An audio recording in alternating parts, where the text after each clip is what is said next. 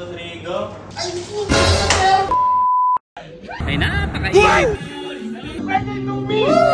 Ay na po, parang may hangover ah. Ulitin nating matapos may order ako mamaya mapupuno na naman ang cellphone natin. Ano nga mga paps, kumusta po kayo? For today's video, gagawa tayo ng isang order na 2 linggong pinag-usapan. Inom muna ako ng tubig at parang tuyong-tuyo ang aking lalamunan. Ito na nga mga paps, bali 2 linggo nga po namin pinag-usapan tong order na to. Hindi ko po alam, siguro may kausap ding ibang flower shop yung customer.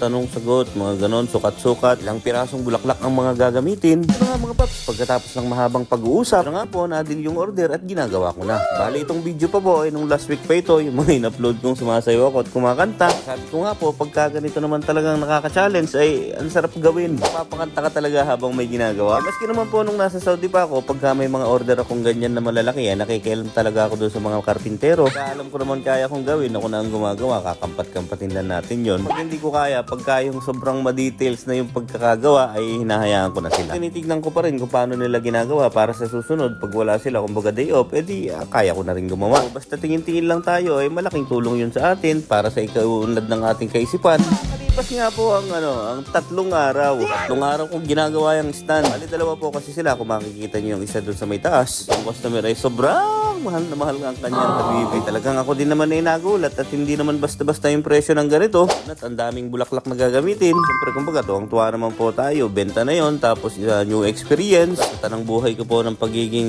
mantutusok ng bulaklak ay ngayon pa lang ako gagawa ng ganito kalaki at saka ganito karami mga bulaklak. Yan mga paps, yung mga nagtatanong po ng sa flower arrangement, automatic po lahat yan, may mga tubig. Hindi po pwedeng magtusok ng bulaklak na dry ang sponge mo. Iba na lang po doon sa marami mga itsutsuburating arrangement, yung may mga idinidikit-dikit ka, alalay ang tubig. Pagka po ganyang puro bulaklak yung ayusin natin ay automatic po ang tubig niyan. Makakalipas nga po ang ilang oras mga paps ito na nga po at matatapos na tayo dito sa may kulay pulang puso. Bali ng mga panahon nga po ito mga paps may gusto kong gawin dito sa puso. Ang iniisip ko nga po dyan ay gagawin ko siyang 3D. Nung actual ko na po siyang ginagawa, parang medyo nahihirapan na ako. Siyempre po, kumbaga, unang-una sa lahat, first time kong gagawin to. Po yung mga iniisip kong idea, hindi siya 100% na na-apply ko dito. Kasi minsan po ganun tayo, di ba? Parang iisipin natin, ang dali lang. Pero pagka yung andun ka na, yung gagawin mo na, minsan na may mental block ka hindi ka laging marunong. Pero man po nila lahat, may mangilan-ngilan, isa ako sa mga taong ganun. So, mamaya makikita niyo yung pagkakaiba ng kulay puti at saka nitong kulay pula. Pagkakaiba po nung unang gawa at saka dun sa pangalawang gawa. Pagkatapos po nating matusok-tusok yung puso, maitusok pala yung mga rosas doon sa may puso. Naman pa mga rascas. Ayun, tama na po ba yung ating pronunciation? Thank you po sa nag-correct sa akin na nakaraan. Sabi ko naman po talaga, una pa lang na pagtapak ko dito sa Qatar, ay ang laking tulong sa akin nang malalaman din yung mga ibang pangalan ng bulaklak. Nung nasa Saudi ako, ay 3 bulaklak lang ang nagkikita kami araw-araw. Yung jaharat, yung chrysanthemum, rose, at saka yung mga gypso. Teka muna, pagod na kami ng mga panahong yan. Ay, wala nang lakas. Napakabigat. Pinuno ko po kasi ng tubig yung sponge, gawa nung gabi ko po ito ginawa. Bali, Miyerkules ko po ng gabi ginawa ito kasi hindi po pakasya yung oras ko kinabukasan at may mga order pa rin na ginawa. Tapos yung isang Pilipino, si Alem, yung kasama ko, din po siya mga order kinabukasan, tapos siya din yung mga sumasalubong ng order that day. Kumbaga, gabi lang ang oras na pwede namin siyang gawin. Yun na nga mga paps, bali, ruskus nga po yung mga inilagay natin dito sa may likod. Tapos yung mga stem naman po ng roses ay papalibot natin dito sa may paikot niya. Tapos tinalian ko lang siya dyan ng scotch tape at lalagyan natin siya ng itim na ribbon. Dito naman sa may dulo ay gagamit tayo ng double tape para hindi magkaroon ng himulmul yung ating ribbon. Kinabukasan na nga mga paps, ito nga po at ang ating rosas ay kaya lang may nalaglag na isa. At ang gagawin naman po natin dito ay yung kulay puti namang puso. Ito naman po sa puting puso ay medyo na-adjust na po natin yung mga pagkakamali natin dun sa may kulay pula. Kumbaga po, alam na natin yung gagawin natin. Kaya po medyo dito ko na ipalabas yung idea kong iniisip nung una. Kasi nga po ay kumbaga, ayun na yun. Yun na po yun kasi parang uulit na naman yung sasabihin ko. Doon pa rin po sa pattern, yung paikot niyang ganun na 2 layer, tapos yung dito sa may gitna, pagkakatusok natin dyan ay medyo alam na nga natin yung gagawin natin. Sa may parteng ibaba ay medyo maliit yung ating pagkakaputol ng stem. Unti-unti siya pataas na ganun, ang putol na natin sa mga stem ay medyo mahahaba na. Ipalabas na nga po natin yung pagkaka 3D ng puso. So, nung mga panahon pong ito ay natutuwa na ako kasi medyo na-achieve ko siya. Hindi ko lang po alam, baka may mga hindi pa rin satisfied. O doon sa mga veterano na po, pero that day po ay natutuwa na rin ako kasi nagawa ko siya. Kami na po mga gumagawa ng ganito lalo na sa ibang bansa. Ang gagaling talaga, sobrang 3D nung pagkakapuso na gano'n. Kaya ako naman po, natutuwa lang din ako kasi nga po, first time kong gawin to. Kumbaga, achievement sa akin, isang karangalan. Makakalipas po ang ilang oras mga paps. Ito nga po, i-retouch na natin yung mga dahon dito sa may likod. Meron pa po mga nakikitang scotch tape diyan, gawa ng rose kasi ikinabit natin. Kumbaga po, tatakpan pa rin natin siya. 1, 2, 3, go. Mami.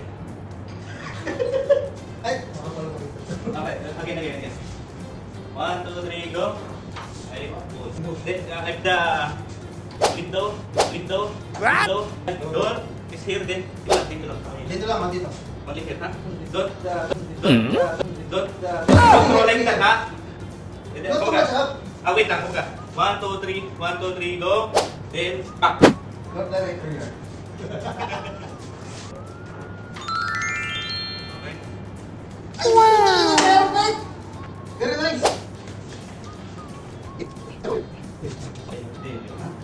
After him, you.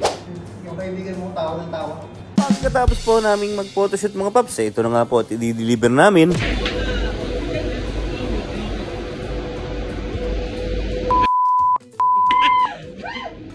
Isira natin yung pinto, ay wala palang ilaw dun sa may loob. Putragya na yan ka. Para kami nag-evacuate.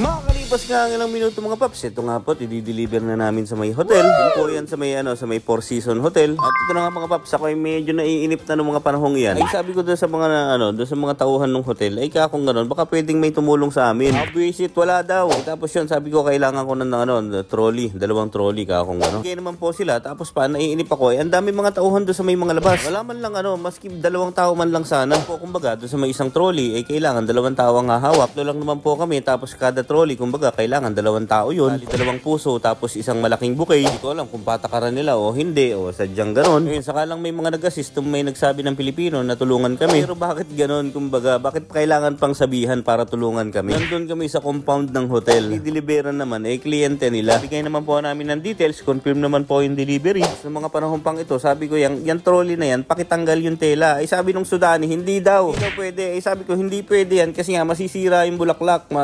sasagi-sagi ng tela. Medyo nagsagutan kami dyan ng mga panahong iyan. Pagka ganoon pa naman, nawawala yung English mo. Pagka yung galit na galit ka na, English mo tumatakbo na, kaya hindi na ako mimik. Tapos ang ginawa pa nung Sudani, itutulak niya ng walang mag-aalala, kaya nasigawan ko siya lalo. Yun, tapos iniwan ako nung Sudani, ang kinuhalan niya yung malaking bouquet. Tapos binitbit ba naman parang isang sakong bigas. So, inip na lalo at ako lukot-lukot na yung wrapping paper. Di para natuloy tinapa. Kung gusto pang gawin, ay doon kami idadaan sa may exit. Sabi ko gano'n, di masisira-sira na lalo yung mga bulaklak. Tapos napakatagal namin sa labas. Inabot kami ng ilang minuto. Sabi ko, baka pwedeng doon na muna sa may bungad para malamigan lang yung mga bulaklak. Talaga naman nukno ka ng init. Sagad. Bulaklak pa naman pagka nainitan ng gano'n ay sobrang malalanta siya agad. Pagod. Sobrang init. Ginagawa mo. Napakainit dito sa Qatar. Ayop. Yan, pauwi na kami. Kakatapos lang namin mag-deliver ng 2 puso. Grabing pawis naman yan. Ay napakainit.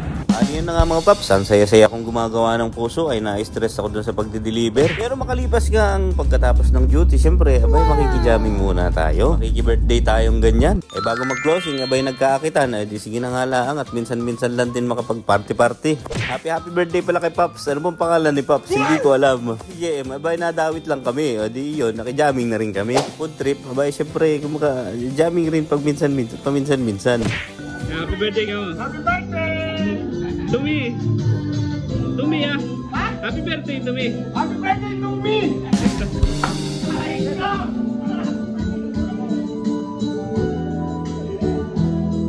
Di pagkatapos ng jamming, di uwian na. Di happy siya. Solve.